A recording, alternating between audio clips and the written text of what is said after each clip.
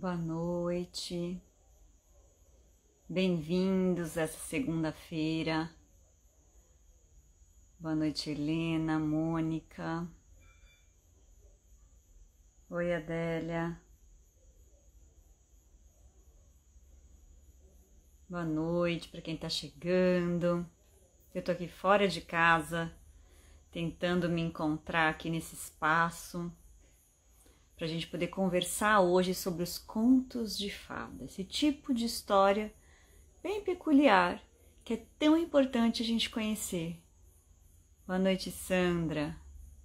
Bem-vindos e bem-vindas.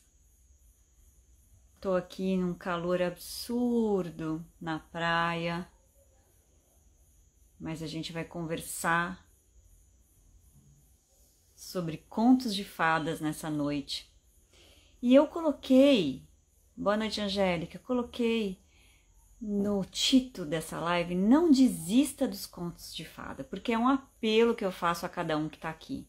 E se você conhece alguém da sua família, do seu trabalho, que você sabe que curte contos de fadas, mas não entende direito ainda e precisa esclarecer algumas dúvidas, aperta aqui o aviãozinho e já convida esses amigos, esses conhecidos. Boa noite, Ana Lúcia. Tudo bem? Olha que bom ver alunas aqui.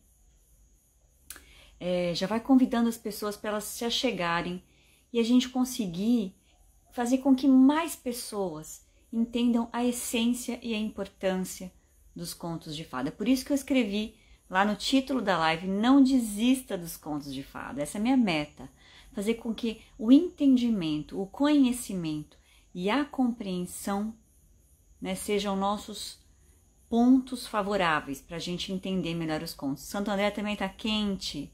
Nossa, eu estou aqui em Serra Grande, na Bahia, trabalhando com professores. 10 dias de aula, 10 dias de módulo intensivo. E vim dar aula aqui. Já estou aproveitando para fazer a live daqui, nesse lugar que para mim é muito especial no mundo todo. Então, muito bem. Então, para quem está aqui, a gente vai começar a conversar sobre os contos de fadas. Eu queria fazer uma pergunta. Quem está aqui pela primeira vez? Quem chegou a Educar com Histórias agora? Se tem alguém que chegou, vou aproveitar para me apresentar. Eu sou Ana Flávia Basso, sou psicóloga e também trabalho em escolas. Recife, calor absurdo. Oh, meu pai, Sandra. É isso, né? A gente tem que aprender a lidar com o calor. Estava falando isso na minha aula hoje. Aula de movimento, de dança, de gesto. E as pessoas com muito calor, eu falei, gente, a gente tem que saber para onde enviar o calor, para não ficar esbaforido e reclamando e desconfortável. A gente direciona com intenção o calor para o coração ou para os pés, e isso tem técnica, né? Mas enfim, um dia eu falo disso também quando a gente puder ampliar esses temas aqui. Hoje eu vim pedir para você não desistir dos contos de fadas e, além disso, para você compreender a potência desse tipo de narrativa. Então, olha só, eu comecei perguntando se tinha alguém novo aqui, a Fátima disse, então bem-vinda, Fátima. Eu trabalho com escolas, eu faço uma tutoria interna, uma coordenação pedagógica em escolas, sempre dei aula de movimento, sempre dei aula de aritmia, sempre trabalhei com narrativas nas escolas, mas eu sou psicóloga de formação, Eu gosto de olhar para os símbolos, para como essas narrativas atuam no ser humano, E desde 2016, então, eu trabalho também com Educar com Histórias, eu atuo em escolas, em formação de professores, mas o tema das histórias é um tema que é muito querido para mim. Rocco Praxedes, então bem-vinda. Todos que estão aqui pela primeira vez, sejam bem-vindos, viu? Então a gente está aqui no Educar com Histórias. Ele existe desde 2016 no YouTube, lá tem muitos vídeos, muito conteúdo bacana para quem quer se aprofundar em diferentes tipos de histórias e nessa arte de narrar, especialmente para as crianças de primeiro setênio, de 0 a 7 anos, tá? Tenho uma neta de 6 anos que adora ouvir histórias, então é você, Isa, que vai fazer a diferença na vida dela. Pode ter uma professora que conte histórias, os pais podem contar as histórias, mas você que está aqui para ampliar o seu olhar vai fazer diferença na vida da sua neta. E ela está na idade certa para ouvir os contos de fadas. A gente prioriza esse tipo de narrativa para crianças a partir de 4 anos até os 9. Mas vamos dizer que se a gente conseguir contar até 7 anos, a gente já deu o melhor alimento que a alma das crianças precisa receber. E quando eu disser alma, aqui vocês vão entender esse mundo interior, esse mundo aqui que é a sede da nossa individualidade, esse coração que pulsa e que esse espaço interno que só a gente acessa. Ninguém mais que quiser entrar dentro da gente vai entrar.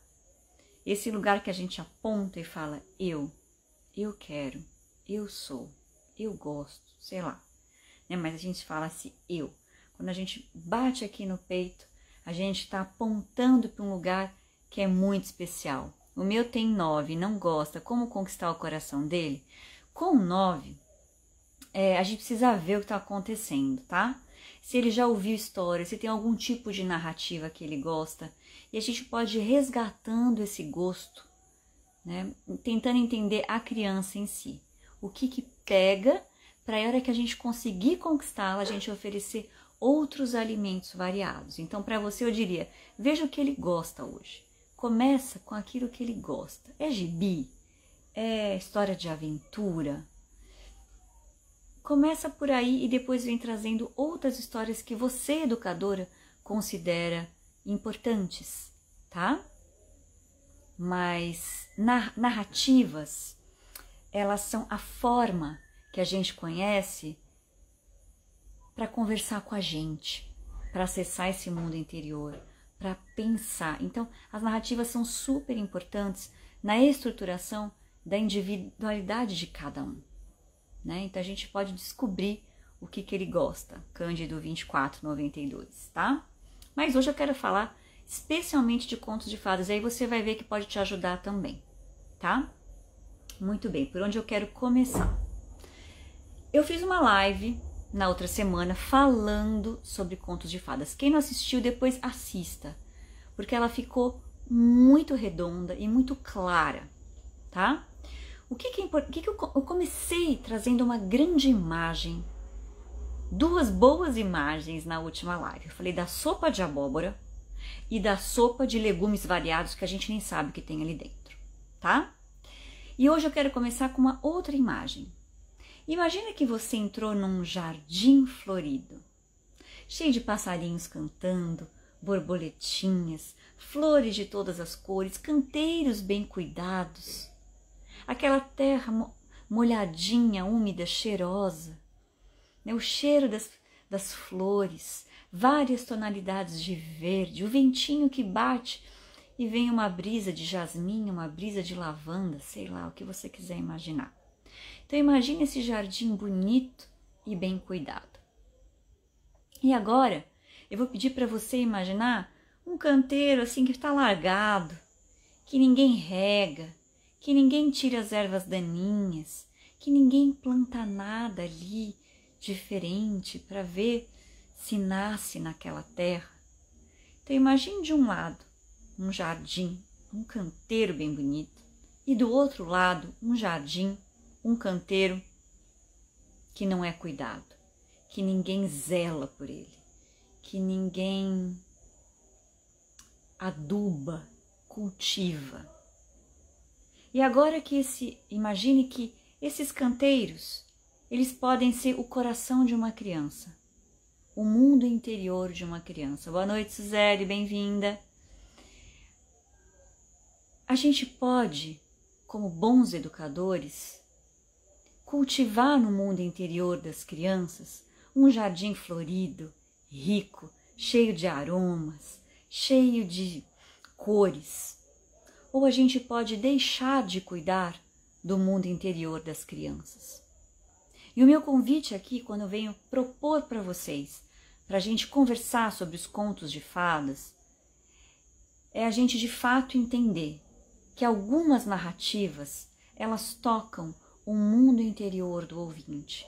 Elas vão direto para o coração desse ouvinte, e se for uma criança, melhor ainda.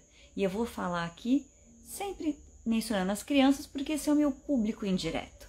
Eu quero que vocês levem as boas histórias para as crianças, porque eu não posso chegar a todas elas.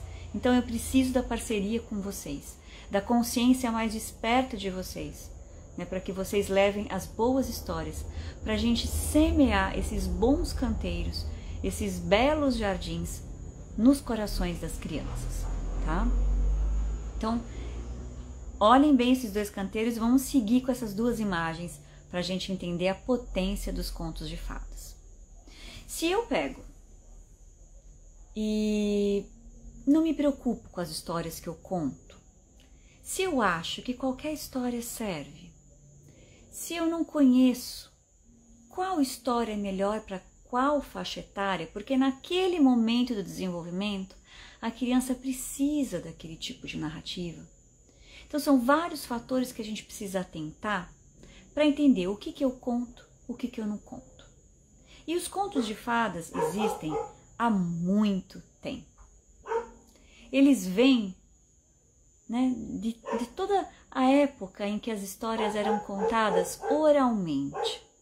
E os contos de fadas, os contos populares, eles surgiram em diversos povos, em diversos países, porque são contos que falam sobre o ser humano, sobre as nossas dores e alegrias, sobre os nossos desafios, sobre as nossas necessidades interiores e exteriores. Os contos de fadas falam para o nosso mundo interior, algo que a gente precisa ouvir. Mas o que acontece, como eu falei na última live, vocês não deixem de assistir, nesse caldeirão dos contos de fadas, hoje em dia tem muita coisa.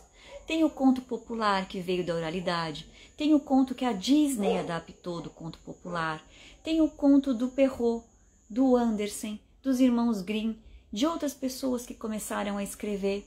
Então tem contos contemporâneos, tem contos antigos, tem contos coletados, contos criados. E a gente já ficou perdido nesse caldeirão, sem saber o que fazer, o que eu escolho, tudo serve? Será que aquele filme que a Disney fez, da Princesa e o Sapo, de fato é o conto popular original, o Rei Sapo? Quando a gente estuda, a gente vê que não. O Rei Sapo, ou Henrique de Ferro, que é o título duplo que esse conto tem, ele é cheio de belas imagens, imagens profundas para o mundo interior da criança e do adulto. E o conto que a Disney adaptou, inventou, na verdade, já tem outro peso, outra profundidade. E provavelmente ele foi criado para entreter a criança, para passar um tempo, e não com o objetivo principal de nutrir o coração da criança. Sim, Camila, esse curso que vai começar agora na quarta-feira, que é o Simbolismo Oculto dos Contos de Fadas, e eu vou falar mais dele também ao final dessa live, ele vai começar essa quarta-feira, agora dia 17, e serão 4 quartas-feiras só seguidas, para a gente se aprofundar agora, janeiro e primeira semaninha de fevereiro, e a gente já começar o ano sabendo o que a gente quer contar para as crianças. Se você é professor, o que você quer colocar no seu planejamento? Se você é uma avó, como a gente tem aqui, ou uma mãe, um pai, uma tia, ou uma terapeuta, o que você vai trazer para suas crianças para nutrir o mundo interior delas?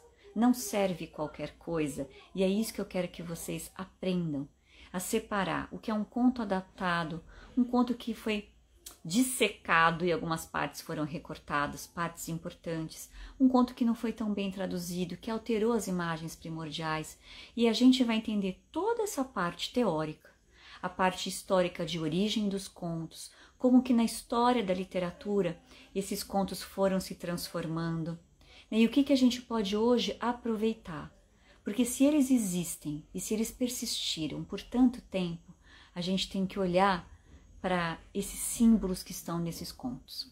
Então, além da parte teórica, a minha proposta no Simbolismo Oculto dos Contos de Fadas é a gente pegar 3 contos que eu selecionei e a gente vai olhar as imagens. E eu vou trazer para vocês uma possível interpretação simbólica para vocês perceberem que nós adultos perdemos a familiaridade com o mundo das imagens, também nos contos de fadas, né? A gente hoje analisa o conto só com a cabeça e a gente deixou de olhar para o mundo poético, simbólico, dos mistérios que estão no conto e para a gente entender as imagens, essa grande mensagem que está por trás. Quando a gente começa a exercitar esse olhar, a gente vai ganhando intimidade com o mundo das imagens e a gente vai curando o nosso mundo interior, nós educadores, e sabendo o que oferecer de melhor para as crianças. E nesse curso Simbolismo Oculto dos Contos de Fadas, eu quero trazer esse conhecimento para vocês de forma muito concreta. Então, por isso que a gente vai olhar para a parte da literatura, para a parte simbólica com uma abordagem mais junguiana, com esse olhar mais mitológico, tudo para vocês conseguirem entender o que fazer com a sabedoria dos contos de fadas, né? Lá no curso Encontros à Luz dos Contos, eu trabalho mais simbolismo nos contos populares do mundo. É outra pegada, a gente olha para símbolo, imagem o tempo inteiro. E aqui no Simbolismo Oculto eu quero, sim, falar muito dessa parte teórica, para a gente entender o que de fato é um conto de fadas. Então, não sei se eu te respondi, tá, querida? Depois você me fala. Vai ser 4 quartas-feiras. Então, a gente está nessa confusão hoje em dia do que é um conto de fadas. Parece que tudo serve. As histórias em si, elas falam e movimentam o nosso mundo interior. Mas os contos de fadas que foram coletados da oralidade, e a gente tem como um grande exemplo os contos que os irmãos Grimm coletaram, quando a gente pega esse tipo de narrativa, a gente começa a olhar para as imagens de um conto. Por exemplo, vamos pegar um conto aqui agora, um conto que a maioria possa conhecer, Gata Borralheira ou Cinderela. E a maioria de nós vai se lembrar da Gata Borralheira loirinha de vestido azul do desenho da Disney. Mas agora você vai tirar essa Gata Borralheira, essa Cinderela, que tinha a fadinha, que tinha a carruagem transformada de abóbora, isso não tem nada no conto original, né? E a gente vai olhar então para o conto que os irmãos Grimm coletaram. E olha que eu peguei um conto difícil aqui, porque Cinderela é um conto que tem versões em vários povos, em várias tradições, mas ele carrega em si um eixo de imagens que é primordial, que é essencial para a gente. Então, quando a gente começa a ler o conto e vê que a cena que abre aquela narrativa é a menina no leito de morte da mãe, e a mãe dizendo para ela: minha filha, eu olharei por ti, eu sempre olharei por ti. E ela então morre, e a menina chora, e aquelas lágrimas quase que formam um rio. Aí a gente tem uma abertura de um conto que muita gente olha e fala: mas nossa, Ana do céu, a gente pode contar história assim triste para as crianças, falando logo na abertura da morte da mãe? E aí a gente então tem que pensar como é que é a vida. A vida é feita de várias alegrias e vários desafios, porque a gente está num caminho de desenvolvimento. Só que a história, um conto de fada preservado, ele vai ter, além dessa compreensão racional, algo simbólico por trás.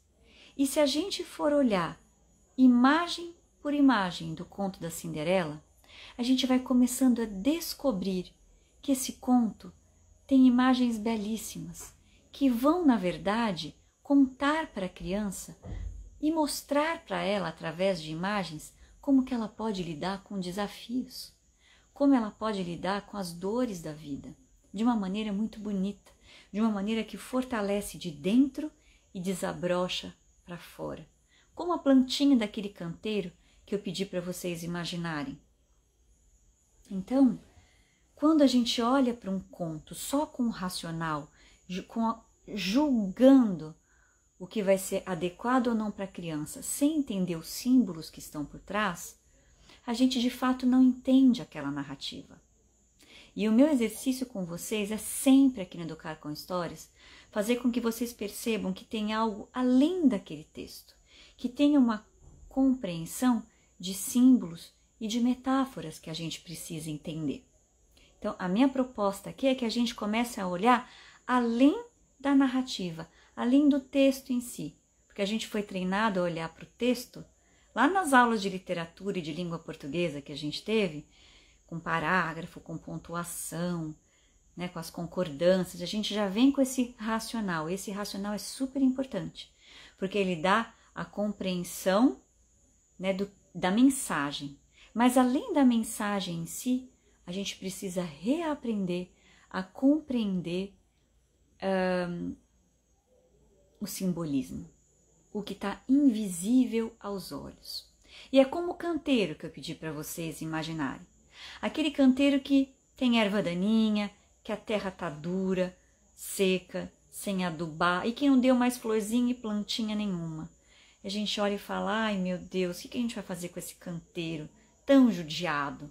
E a gente olha para o outro canteiro cheio de vida, vida que vem de dentro para fora.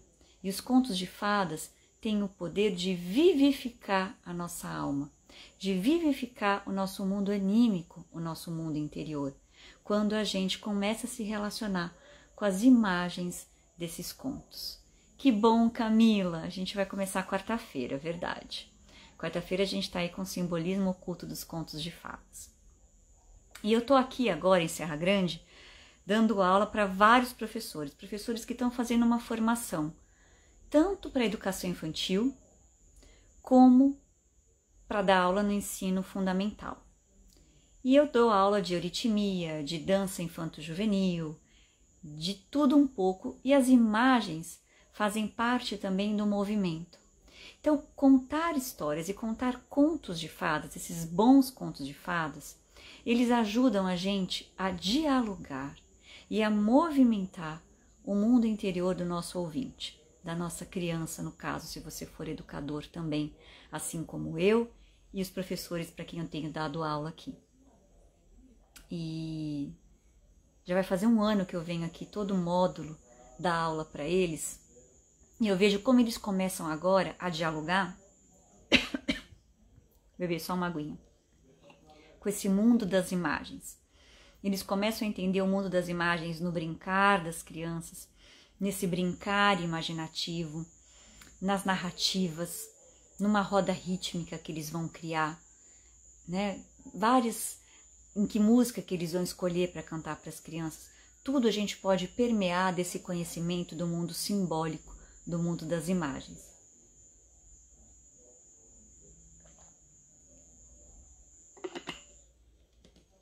Ai, maravilha. Agora eu bebi uma aguinha, porque aqui eu falei que estava calor e está muito, muito calor. Então vamos continuar olhando para os nossos canteiros. Quando eu escolho, antes disso, quando eu tenho ali no meu coração, ai meu Deus, eu preciso escolher uma história para contar para os meus alunos ou para o meu filho, eu parto de um panorama muito grande. O que eu vou contar? A gente pode escolher, a gente entra numa livraria, hoje tem milhares de livros, a gente vai lá no YouTube, em vários lugares, tem milhares de opções. Mas o que eu quero que vocês entendam é que o ser humano se desenvolve de uma maneira muito bonita. E a gente pode dizer que ele se desenvolve em ciclos, assim como as estações do ano vêm e vão. Agora a gente está aqui no Brasil na estação do verão, essa estação expansiva, essa estação do calor, de uma forte incidência solar, que a gente quer beber mais água, chupar sorvete, tomar banho de piscina, de cachoeira, de mar, que a gente quer encontrar as pessoas, né? Que a gente quer socializar, outros vão beber cervejinha, vão comer açaí, seja lá o que for. A gente está mais para fora. E depois vem um outro ciclo, né, do outono, que começa a fazer a gente entrar um pouquinho lá mais para o nosso mundo interior. E no inverno a gente está bem recolhidinho. E depois na primavera a gente começa a expandir, meu gesto não vai caber aqui na tela. E lá no verão a gente está super expandido. E depois esse ciclo começa a pedir um recolhimento dentro de nós. E assim a gente flui ao longo dos anos da nossa vida, nesse ciclo das estações, que vai fazendo a gente entrar mais ou sair mais. Criar mais intimidade com o nosso mundo interior e olhar mais para fora, para recolher de fora depois e trazer para dentro. Esse é um pulsar que a natureza dá não só para nós seres humanos, mas para todos os seres que estão ao redor, aqui junto com a gente, os animais, as plantinhas, tudo. as águas. E todos nós que somos natureza pulsamos dentro desse ciclo. E a gente pode olhar o nosso fio dourado da vida. O nosso fio dourado da vida pode ser entendido em ciclos de 7 em 7 anos. O primeiro setênio de vida, o segundo setênio de vida e assim vai. E aí a gente vai entendendo o desenvolvimento do ser humano de 0 a 7 anos. O que acontece ali? O que acontece com todos nós que passamos por essa faixa etária? Nós aprendemos a andar, nós aprendemos também a falar. Se o nosso desenvolvimento está dentro de uma média, a gente vai aprender a pensar, a gente vai brincar, a gente vai ter uma imaginação rica. E depois vai chegar a hora de um aprendizado diferente. E depois a gente vai entrar na puberdade. E depois a gente vai vivenciar outras questões biográficas. Ai, Érica, eu trabalho muito com as estações no Contar Histórias com o Coração e também no Encontros à Luz dos Contos. Agora a gente está no ciclo do verão. A gente só está lendo contos que têm atmosfera de verão, tá? Depois vai começar um novo ciclo do outono e a gente vai ler só contos ligados ao outono. Então, para a gente ler esses contos, a gente precisa se aprofundar também na estação. E também faço o intensivão de Páscoa e outono, que a gente sempre vai olhar para essas festividades, como a Páscoa, que a gente vivencia aqui no nosso hemisfério no outono, e no hemisfério norte eles vão vivenciar na primavera, sempre através de imagens e símbolos. Então eu sempre estou falando de estação, porque eu sinto que hoje, cada vez mais, se a gente quer entender o nosso mundo interior, olhar para dentro, olhar para as nossas questões, resolver as nossas angústias e dores, a gente precisa estar com um diálogo muito potente com a natureza. E o ciclo das estações é o ciclo mais forte para a gente aprender a dialogar com essa natureza. Dá um calor no coração, né, Érica? É isso que a gente precisa fazer. Cultivar esse calor no coração em nós, educadores, para que a gente consiga transbordar isso para as crianças, na nossa forma de ser, na nossa forma de gesticular, na nossa narração. Desculpa, eu tive que tossir que eu fui ficando rouca. Então, desculpa, isso é super importante pra gente. E quando a gente conta essas boas histórias, elas atuam não só nas nossas crianças, mas elas atuam em nós também. Então eu falo, gente, o contador de histórias, o educador que é contador de histórias, ou aquele artista que trabalha só com narração de histórias, ele é um privilegiado nesse mundo. Porque ele prepara histórias e ele se beneficia dessa arte tão bonita que toca fundo em cada um de nós. Não é um mero passatempo, não é um mero entretenimento. Pode ser um mero entretenimento, mas a gente está vivenciando questões sociais hoje, climáticas, ambientais, e a gente precisa movimentar esse mundo de outra maneira. Tocar os seres humanos, despertar essas consciências, esses corações, para que a gente transforme tudo isso. E as histórias têm um papel fundamental. Então, não é brincadeira, não é só um passatempo, não é só porque a história ajuda a criança a se alfabetizar, a ter um maior contato com a língua portuguesa. É que as narrativas estruturam a nossa individualidade, elas estruturam quem nós somos. E se a gente trabalha com crianças, a gente tem que entender o desenvolvimento delas. E entender que tipo de história a gente vai escolher para a gente transformar esse mundo. Também está nas nossas mãos. A gente faz um pouquinho e os outros fazem mais um pouquinho. E a gente muda gerações, crianças que vão fazer a diferença. E a gente precisa dessas crianças fazendo a diferença. E a gente vai fazer diferença quando a gente entender que contos, os bons contos de fadas, vou chamar assim, porque existe de tudo, eu já falei aqui. Esses contos são alimento anímico, são comidinha, vou falar assim, são adubo para o coração da criança, para que ela tenha familiaridade com o seu mundo interior. A gente precisa de adultos no futuro que tenham sido educados, já tendo familiaridade com seu mundo interior. E isso não é brincadeira. A gente se preocupa, eu sempre falo, a gente se preocupa com a comida que a gente dá para a criança, com a roupinha que veste, com o brinquedo, com a escola, com o amiguinho, com quem está, com quem não está. Mas a gente não pode colocar a nossa preocupação também no mundo interior. O que eu estou fazendo pela alma da minha criança? O que eu estou fazendo pelo mundo interior dela? Que vai ser aquele lugar onde ela vai encontrar conforto. Aquele lugar que quando ela precisar, na adolescência, na juventude, na vida adulta, na maturidade, ela vai encontrar um jardim florido. Então, quando a gente conta os contos de fadas, a gente semeia um jardim florido no coração das crianças. E as florzinhas e borboletinhas que eu falei no começo dessa live, e os passarinhos que cantam, e os aromas das flores, são as imagens dos contos, dos bons contos. Então a gente tem que se preocupar com isso.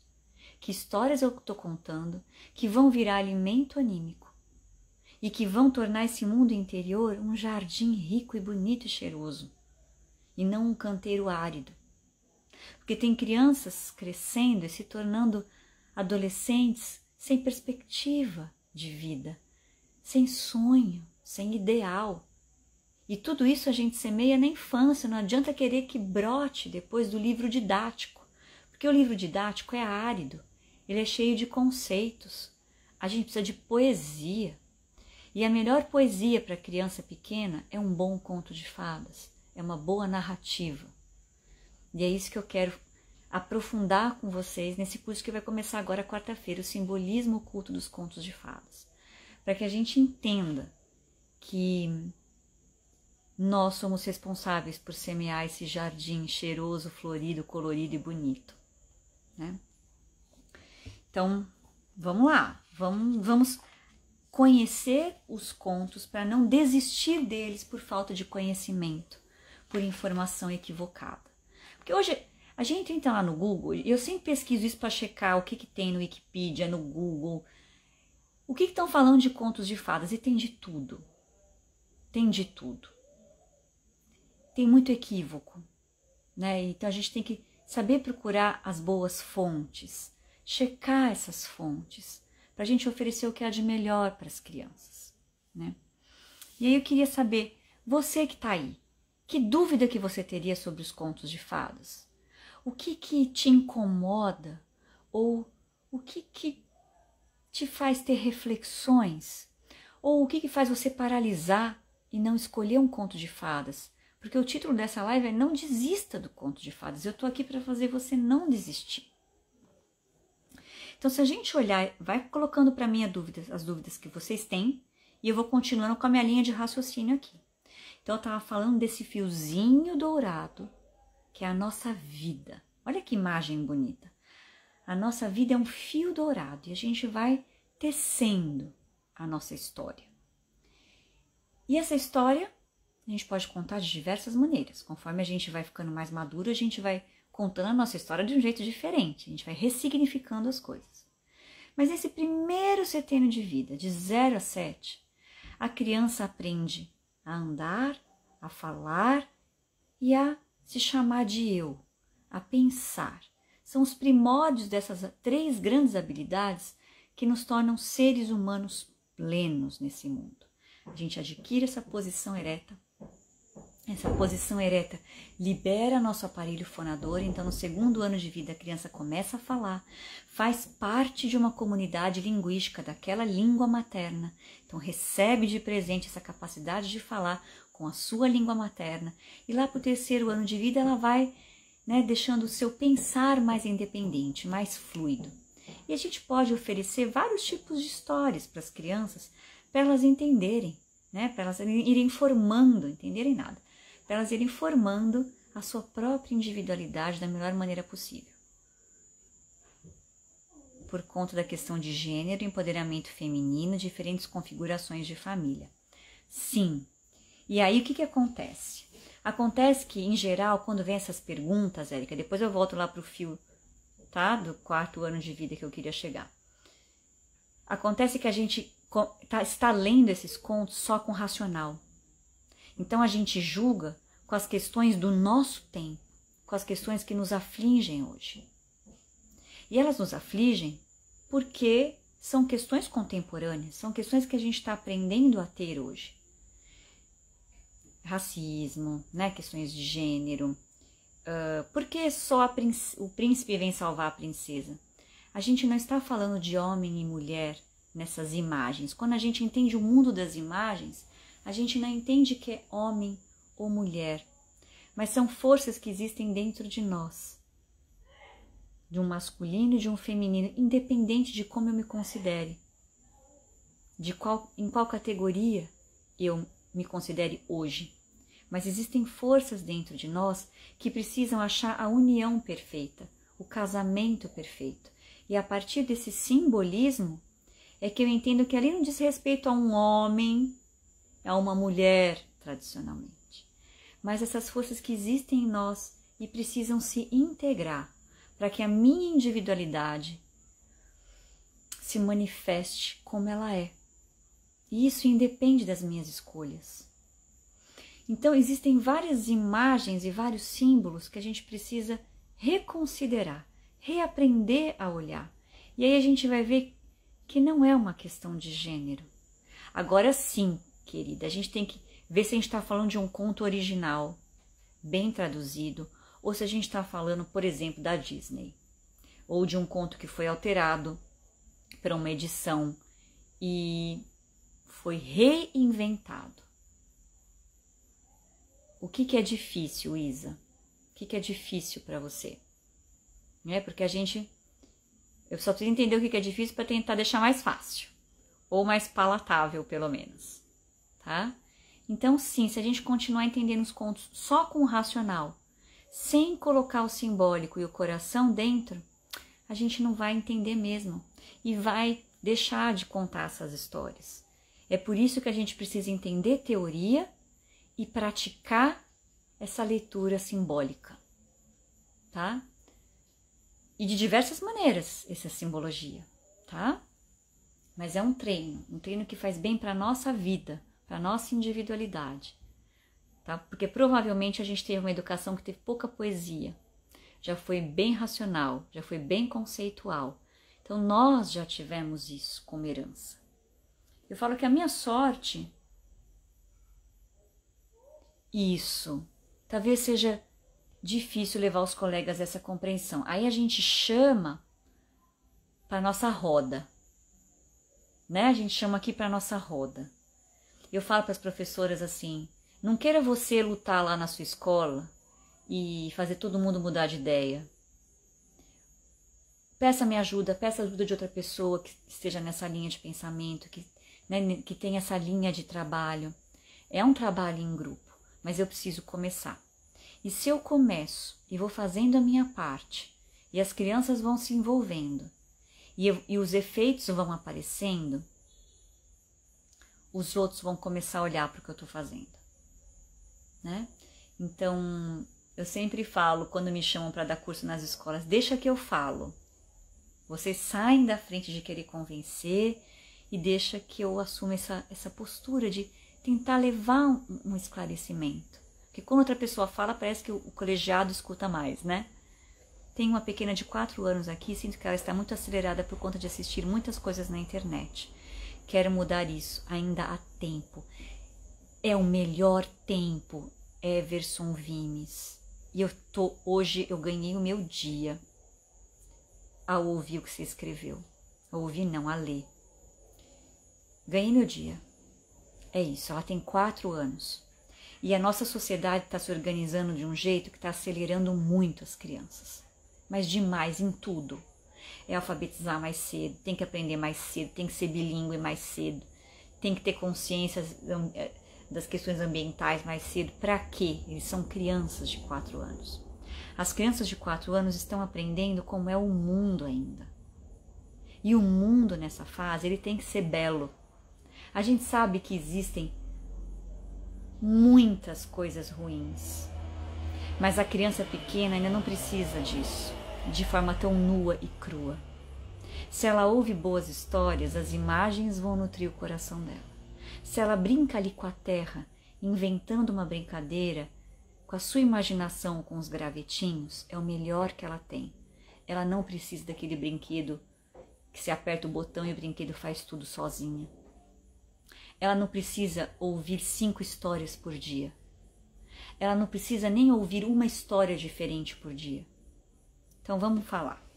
Se eu pego um bom conto de fadas, bem traduzido, e agora eu vou pegar um conto dos irmãos Grimm, porque sim, nós temos mais acesso a essas traduções aqui no Brasil. Então vamos pegar esse exemplo. Pode ser da Cinderela,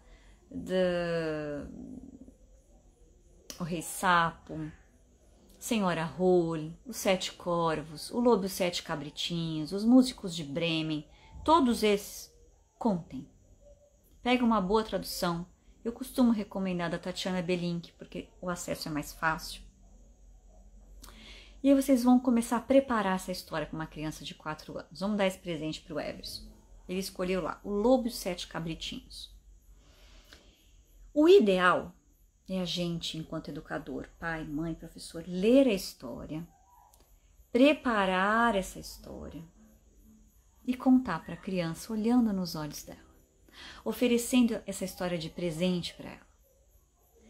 Por exemplo, antes de dormir. Ou, se eu moro numa cidade grande, como eu morava em São Paulo, que eu levava horas no trânsito, ia contando histórias para minha filha, né? Ou na hora do almoço, acabou o almoço, a gente pode se sentar para ouvir uma história. Não importa o momento que você vai escolher. Antes de dormir é fantástico. A gente faz nosso ritual do sono com a criança, né? As professoras vão contar em sala de aula, mas para quem está em casa, no caso do Everson, já que eu estou pegando o exemplo dele, ele vai preparar a história, ele vai ler, ele vai formar as próprias imagens interiores, ele vai imaginar o seu lobo, a mamãe cabritinha, todas as cenas, cada detalhe. Isso é o melhor preparo que vocês podem fazer, formar as próprias imagens interiores. E aí ele internaliza essa história. Se ele puder decorar, ótimo. Se ele não conseguir decorar, ele lê. Tá? O ideal seria decorar, mas eu sei que a vida está corrida hoje, né? E aí ele vai contar uma noite. E aí no dia seguinte, talvez a criança queira outra história, porque ela está acostumada a uma por dia. Aí você vai falar, nossa, mas eu tenho uma história especial. E você começa a contar o Lobo e os 7 Cabritinhos de novo. Mas de novo você contou ontem. Mas ontem era outro dia. E o ideal, então, é que a gente conte os contos de fadas vários dias, para que a criança tenha tempo de internalizar o conto com toda a sua inteireza, todos os detalhes. E o ideal é contar o conto inteiro numa noite, não subdividir em capítulos, a não ser que a criança tenha mais de 7 anos. Se ela for pequenininha, é bom ela dormir ou depois do almoço, ela carregar dentro do coração o conto como uma unidade, tá? Porque ele vai direto para o coraçãozinho dela, enquanto imagens. Outra coisa que é fundamental, não pedir para a criança explicar o que ela entendeu. Porque se eu peço para ela explicar, eu tiro para ela explicar o que ela entendeu, eu tiro a criança desse mundo interior e levo a criança para a cabeça. Eu quero que ela seja adultinha. Enquanto a consciência dela de 4, 5, 6 anos é uma consciência mais imaginativa. Eles brincam imaginativamente, eles criam, eles transformam os gravetos em tudo, os bloquinhos, tudo é muito rico para a criança, né? Então, assim, se eu conto essa história e deixo ela imaginar, formar as imagens interiores dela, melhor ainda, sem mostrar ilustração nenhuma, é o melhor. Tem dia que a gente vai ter que mostrar, beleza, a criança pediu, já está acostumada, a gente mostra. Mas se eu puder contar primeiro para ela imaginar, é perfeito. Aí ela vai formando as imagens dela.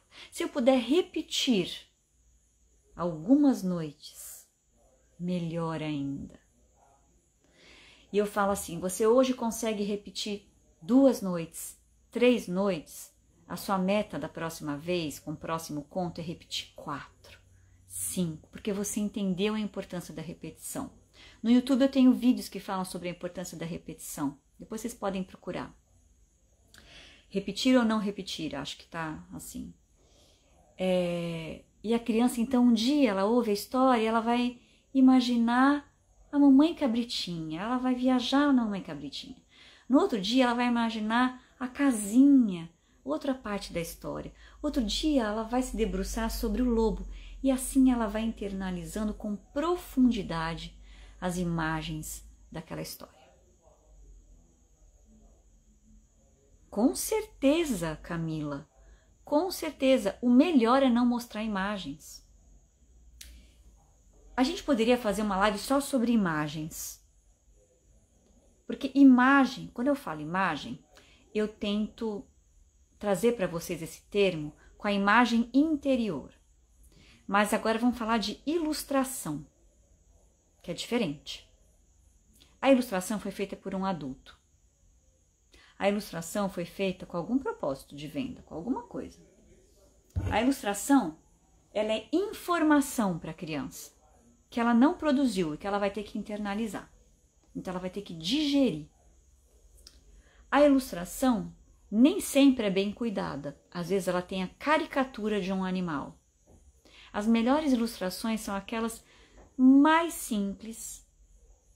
Simples no sentido do original. O coelho, não uma caricatura com uma bocona, um olhão.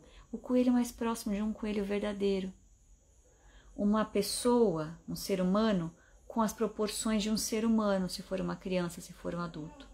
Quando a gente começa com esses bonecos, esses brinquedos com formas desproporcionais, a criança vai internalizando aquela imagem desconfigurada de ser humano, de quem ela é. A imagem desconfigurada, em desarmonia, de um animal.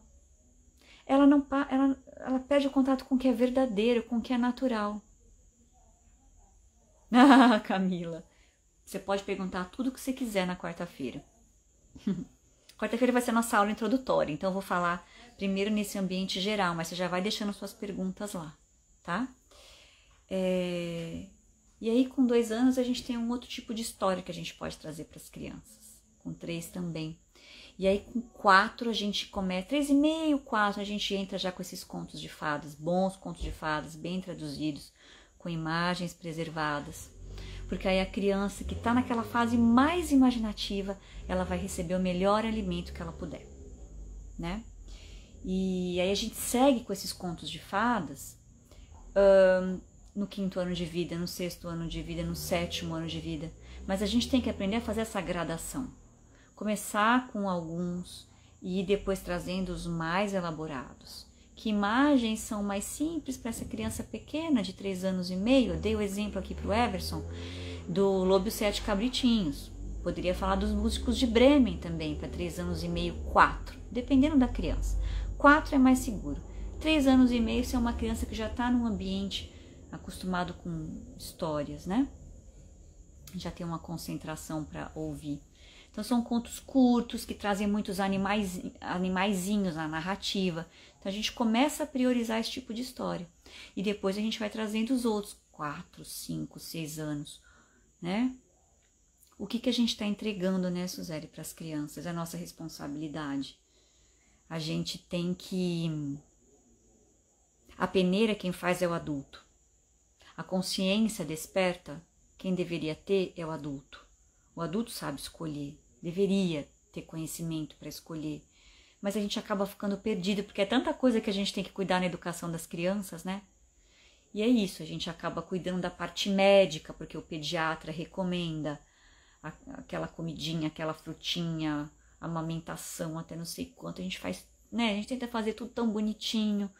A gente cuida da roupinha, a gente cuida do quarto, onde vai dormir. A gente cuida com muito amor.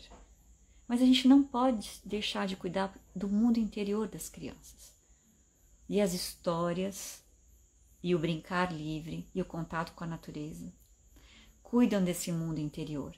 Mas as histórias são alimento direto para o mundo interior da criança, né? E é isso que eu queria deixar aqui para vocês, né? Que a gente precisa contar histórias para as crianças, essas boas histórias, esses contos de fadas, porque quando elas ouvirem, elas vão sentir assim: nossa, alguém está cuidando do meu mundo interior. Alguém está cuidando do meu mundo interior. Imagina que presente que é para uma criança. Claro que a criança não pensa isso, mas ela sente. Alguém está cuidando do meu mundo interior. Então, contar esses contos de fadas, que tem essa sabedoria universal, que tem imagens intactas, que falam para qualquer ser humano, isso é cuidar do mundo interior das crianças. Isso é cuidar da saúde mental delas no futuro. Ah, tem uma sala mista, Fátima, de 3 e 4. Começa com os contos rítmicos. Vai ser esse ano? Eles vão entrar com 3 anos e terminar com 4? Eu preciso entender isso. Que agora a gente está começando o ano letivo, né? Então a gente tem que analisar sempre para escolher histórias. Com que idade as crianças vão começar o ano e com que idade elas vão terminar o ano. E aí eu monto meu planejamento, especialmente se for sala mista, tá? Então eu posso começar, por exemplo, com contos rítmicos, repetitivos, acumulativos, como a gente chama tecnicamente, e a gente vai evoluindo para os contos de fada mais nesses menorzinhos, com animaizinhos, tal, até no final do ano, se eles terminarem o ano com 4 anos, já começar com Uma Senhora Rolhe, 7 Corvos, outros contos, tá? É muita coisa pra gente falar e esclarecer sobre contos de fadas, mas eu quero deixar aqui o convite para vocês. Quarta-feira agora eu vou começar mais uma turma do curso Simbolismo Oculto dos Contos de Fadas. É um curso que eu dou desde 2015, naquela época eu dava só presencialmente, né? E em 2020 eu comecei a dar à distância, foi super certo e comecei a ver que as pessoas estavam captando e fui sempre aperfeiçoando a cada turma, né, o que trazer para que vocês contem as boas histórias para as crianças, né? E quarta-feira agora, dia 17, a gente vai começar essa nova turma. Serão 4 encontros só, 4 quartas-feiras, das 19h30 às 21h30. E a gente vai passar essas 2 horas. Eu acabo sempre passando um pouco do horário, gente, porque a gente vai conversando. Eu preciso contar aqui para vocês, para quem nunca fez curso comigo. E a gente vai se empolgando e vai vindo pergunta. E a gente, para quem quiser ficar mais, a gente fica mais, né? E vamos falar muito sobre essa parte teórica e origem dos contos de fadas. Como é que esse termo surge? O que a gente compreende hoje como contos de fadas? Como esse termo hoje está confuso para a maioria de nós? Quais textos que a gente pode escolher? Como a gente olha para esse simbolismo? E quando acabar a primeira aula, vocês vão receber um conto que eu revisei a tradução. E a tarefa para a próxima quarta-feira é ler esse conto. Ana, eu consegui ler uma vez só, tudo bem. Ana, eu consegui ler 2, melhor. Ana, eu consegui ler mais, melhor ainda. Porque aí vocês vão internalizando as imagens do conto. E aí na aula seguinte eu começo com uma parte teórica e a gente vai olhar para o simbolismo desse conto, para essas imagens ocultas que a gente não enxerga mais porque a gente está com um monte de véu. A gente já não enxerga. E aí vai acabar aquela aula, para a próxima aula tem que ler um outro conto. E assim vocês vão treinar comigo, olhar para 3 contos, e eu garanto para vocês. Depois que você treinou esse olhar com 3 contos, você começa a ganhar, vai ser amiguinho das imagens dos contos de fada. Amiguinho não, amigão. Vai começar a movimentar o seu mundo interior para que você compreenda esses contos. Então eu convido para quem quiser saber mais sobre o simbolismo oculto dos contos de fadas, clicar na bio. Lá na bio vai ter o link com a descrição da proposta, vocês vão poder saber tudo. E a gente vai então começar essa jornada. Já tem 1 ano e meio que eu não dou esse curso. Então vai ser um retorno, né, para a gente voltar a olhar para os contos de fadas. Eu fui tratando de outros assuntos que eu tenho achado importantes também, mas eu tenho visto que a gente não pode abandonar a compreensão profunda desse simbolismo oculto dos contos de fadas, para a gente continuar oferecendo esse tipo de narrativa para o mundo interior das crianças e a gente conseguir semear esses canteiros cheios de flores cheio de aromas, cheio de cores, para que o mundo interior das crianças tenha alimento, para que ao longo da vida elas consigam, diante de uma dificuldade, se recolher um pouquinho dentro delas e tirar dali a força de uma gata borralheira, a determinação de uma outra personagem, a coragem de outra, né? E ter esse alimento para a vida. Ah, que delícia, Beth! Aproveita, ó, e não queira ler tudo de uma vez. Se você tá com esse livro na mão, é devagar. Leia um conto, repete esse conto. Não é livro didático que a gente fica passando, né? É devagar, tanto para o adulto como para a criança. O ideal seria a gente contar por um mês o mesmo conto para as crianças. Olha só como é o ideal. Uma lunação, aquele conto atuando no coração da criança. Vocês imaginaram um ciclo lunar? Aquelas imagens ali dentro, a criança ouvindo de novo e ouvindo de novo. Só que a gente acredita que, meu Deus, se você quiser a versão em inglês, me escreve no direct que eu indico uma boa tradução dos contos de Grimm em inglês. Em francês também, para quem quiser. Gente, é tanta coisa, né? Então, assim, meu convite é a gente semear belos jardins no mundo interior das crianças. E eu convido cada um que está aqui, né, a conhecer ali no link da bio a proposta do simbolismo oculto dos contos de fadas. Não perder essa oportunidade, né? Eu resolvi abrir esse curso agora de novo porque eu ando preocupada, né, com o que estão falando e fazendo com os contos de fadas, porque eu sei da importância deles para o mundo interior das crianças, porque eu sei da importância da saúde mental e anímica hoje e cada vez mais, né? A gente tem acelerado a vidinha das crianças, a gente tem oferecido cada hora uma história, cada hora um estímulo, cada hora uma explicação e as crianças estão sobrecarregadas. Elas estão precisando ouvir contos de fadas, porque eles são um bálsamo, eles acalmam, eles colocam as coisas interiores no lugar, eles passam essa segurança na vida, né? Então a gente precisa contar essas histórias para cuidar do mundo interior das nossas crianças e de quebra, cuidar também do nosso mundo interior, né? Então, Everson, pelo amor de Deus, conta essas histórias dos Grimm, tradução da Tatiana Belink, se você tiver, ou uma outra confiável.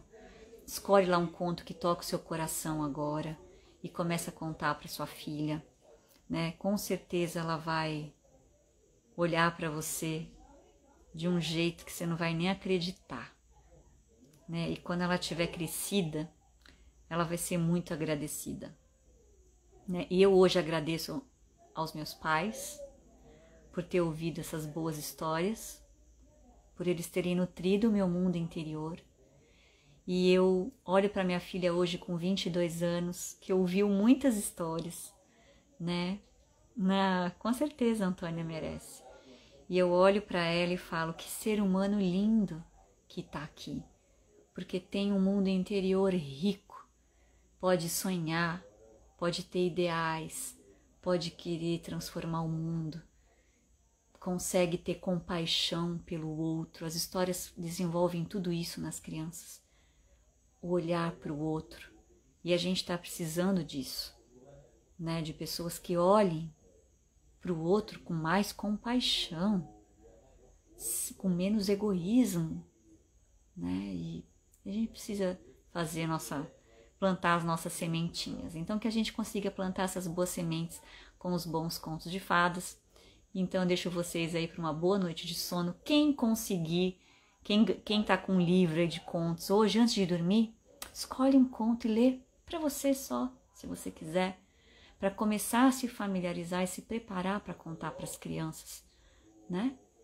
E quem já tiver um bom livro, uma criança, agora já tá tarde, espero que eles já estejam dormindo, né? Mas se tiver acordado ainda, vai lá e já conta uma história, tá bom? E não deixem de contar. Se tiver dúvida, escreve pra gente E se quiser se aprofundar nesse tema, vem comigo no Simbolismo Oculto dos Contos de Fadas, o link tá na bio. Espero vocês lá. Beijo no coração de vocês. E agora eu também vou para minha noite de sono, para o meu mundo da noite, que é o mundo das imagens, gente. Dormir é fundamental. Um dia eu também quero falar disso aqui. Como dormir é importante para esse mundo das imagens, porque amanhã eu sigo dando aula para os meus professores aqui do curso da escola onde eu estou trabalhando agora, tá bom? Beijo grande e até a próxima. Espero vocês no Simbolismo Oculto. Obrigada por estarem aqui nessa noite comigo.